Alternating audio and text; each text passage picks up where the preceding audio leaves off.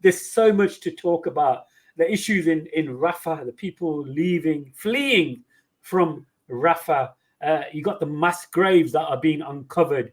You've got the blockade, and also recently, which is everywhere on social media, you've got these horrible Zionist settlers destroying aid, throwing it on the floor, and kind of like, kind of like with their chests out, beating, saying like, we're going to do this, by throwing the aid and food and medicine and water onto the floor for it's just a shocking scene. And then recently, we've from the American state, or the spokesperson from America, saying that he doesn't feel that what's happening right now is a genocide. The hypocrisy Yeah. of these governments is apparent to all. And like I mentioned previously, Anna, I'm going to echo again. If we don't wake up now, we're never going to be woken up. Next time you're going to be woken up is when Munkar and Nakir, the two black angels with blue eyes, will be talking to you. That's the only time, unfortunately, you're going to be woken up properly. So, brother Yusuf, nice to have you again on the show. The mics, I'm going to pass the mic on to you, brother. Sure, indeed. Yeah, thanks for that again, Brother Mohammed, for allowing me to share a few thoughts here on this particular issue. And it is something that I've kind of been, wouldn't say obsessed, but certainly more involved in discussing this issue than other issues of the past couple of months. I haven't focused too much on some of my other passions, on comparative religions, such as discussions in the Bible, the Quran, for at least, a past few months now, at the very least, since this is broken up. And I thought that it's because of the fact that this is important, and this is a crucial issue and a critical issue to be for the public and the masses to be made aware of. And it's quite important that people are basically waking up to the reality of what they see. Now, there's certainly a lot that you've mentioned, which is there to unpack. And the one thing that basically, brings my attention, or at least something that we should talk about at the very outset, is the Gaza Strip mass graves. What we found, how do we start off this? In April 2024, and that's basically last month, April, we now on the 14th of May. Last month in April, there were mass graves discovered at two large hospitals. The one hospital is the Nasser Hospital. That was one of the largest hospitals in the Gaza Strip. And as at 18th of February 2024, that hospital is no longer functional. During the initial attack on Gaza, the Nasser Hospital was one of the most active hospitals in the Khan Yunis area in that southern Gaza Strip, and was in fact one of the last functioning hospitals in Gaza, because they were destroying hospital after hospital after hospital after hospital. This particular hospital was shelled multiple times throughout the war. Now, if you recall, the very first time at the Al Ahli hospital that was attacked, and there was a massive global outrage that how is it that Israel is attacking a hospital? And the response was, well, it wasn't us, it was the Islamic Jihad, the Palestinian militia organization, what they call the terrorist organization, Islamic Jihad. They changed that to say it's Islamic Jihad, although initially one of the officials made the point that at that particular hospital there were Hamas operatives, so that's why they bombed it. They changed to say, look, it was Egyptian Islamic Jihad, the Islamic Jihad that was involved in it, the Palestinian Islamic Jihad. And that was kind of a sort of a green light to say, look, we do not attack hospitals. Israel does not attack hospitals. Since then, they've destroyed every single hospital. And the Nasser Hospital was one of the last major functioning hospitals in the whole of Gaza, in the entire of Gaza. As at the 23rd of February of this year, the hospital no longer had food. It no longer had water, and it no longer had oxygen for patients. And the Gaza Health Ministry, in fact, attributed about 13 patient deaths due to the lack of electricity and oxygen at the particular hospital.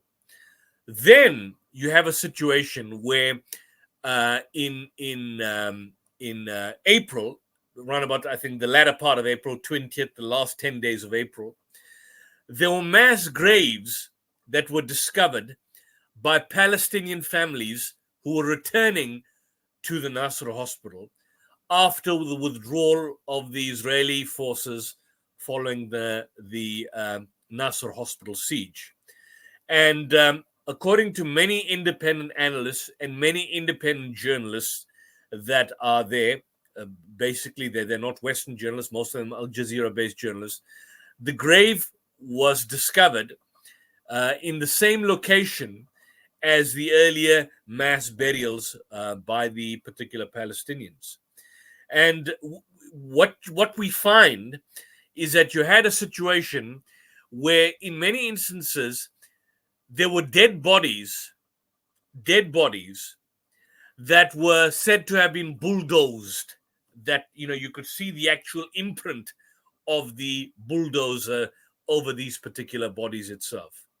So that's one example in the Nasser hospital. The other hospital which was targeted, the Al Shifa hospital, that's the famous Al Shifa hospital, that was the largest medical complex in the central hospital on the Gaza Strip, and that hospital has a particular history. It was opened in 1946, and what you see there, this was the hospital that Israel was making the false allegation, the totally false allegation that Hamas was in fact using this as a base, as a military operating base, in terms of which they were operating, they were using patients as human shields. All of that was totally rubbish. It was rubbish by many individuals, not just by alternative media, but by mainstream outlets. Jeremy Scahill, for example, in The Intercept, he in fact referred to this so-called siege at the Al Shifa hospital as nothing more than vicious propaganda. And the proof that Israel basically showed of this particular hospital as being some sort of underground Hamas command base was this kind of animated, sophisticated animation drawing that they basically had of that. And when you basically, when we actually saw the actual images of the particular hospital, there was nothing. There was nothing of significance that showed that there was any kind of operation that was there. In fact, the existing tunnels or the underground rooms at the Al Shifa hospital complex, Israel had basically built and constructed these hospitals and had basically hired Hamas back then as guards to protect the contractors who worked in these underground facilities in the 1980s. And if you look at the video evidence, Israel's own video evidence on the Shifa hospital, all the major news outlets, I'm talking about Associated Press, New York Times, which is always pro-Israeli, the Wall Street Journal, pro-Israeli, the UK-based Guardian, Sky News, the UK-based Sky News, which I would say is somewhat moderate, unlike Sky News Australia, which is controlled by Rupert Murdoch. All of them stated that there was no conclusive evidence to demonstrate that Hamas was using this as any kind of command center. In fact, if you look at the Wall Street Journal's report itself, they, to paraphrase what the Wall Street Journal stated, is that whilst the video evidence by the Israelis attempted to show, at the very least, perhaps some sort of Hamas presence in the hospital. The idea of there being a command center, which is why the very basis for which, in fact, Israel was engaging in the siege, was totally false. Totally false. Amnesty International, as another body, stated that to date, up to now, there's absolutely no credible evidence that Al-Shifa was housing a command center. And Israel, despite having many requests, repeatedly failed to produce any kind of evidence to substantiate the idea that there was essentially any kind of operation that was taking place there at all. But what we have found now is that at these particular hospitals, we found the existence of mass graves.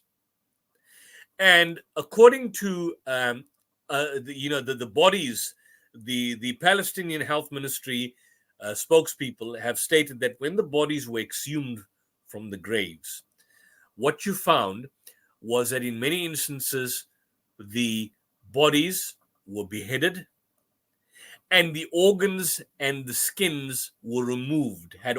These bodies had organs and skins removed from these particular mass graves. The other point that paramedics have also pointed out is that these bodies, these dead bodies, these mass graves showing the recovery of these dead bodies, we had a situation where these bodies were found with hands tied behind their backs. They were tied behind their backs, indicating that they were possibly executed. Now, there was a shameless interview by the, I should have uploaded this for this particular stream, by one of the, I think the mayor of Jerusalem, where she was questioned by, I believe, Kay Burley on Sky News about these particular bodies that were executed.